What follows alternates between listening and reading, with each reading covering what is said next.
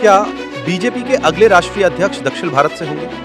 क्या के अन्नामलई अब दिल्ली की राजनीति का बड़ा चेहरा बनने जा रहे हैं? अमित शाह के ताजा बयान ने इन कयासों को हवा दे दी है। एक पूर्व आईपीएस अधिकारी से बीजेपी का उभरता सितारा अब पार्टी की सबसे बड़ी जिम्मेदारी संभाल सकते हैं। आज हम आपको बताएंगे वो सारे संकेत जो के अन्नामलई को बीजेपी की कमान तक ले जा सकते हैं। के अन्नामलई का राजनीतिक सफर किसी फिल्मी कहानी से कम नहीं।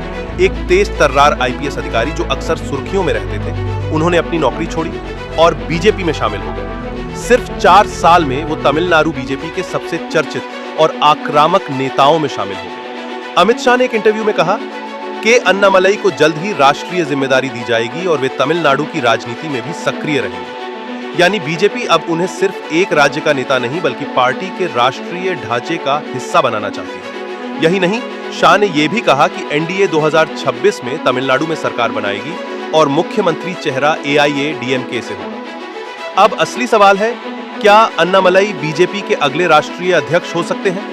देखिए, जेपी नड्डा का कार्यकाल अब आखिरी दौर में है। बीजेपी प्रेसिडेंट की रेस में कई नाम शामिल हैं। शिवराज सिंह चौहान, भूपेंद्र यादव, विनोद तावड़े, मनोहर लाल खट्टर, धर्मेंद्र प्रधान, सुनील बंसल, अनुराग ठाकुर और अब के अन्नामलई का नाम सुर्खियों में है, जो युवा है।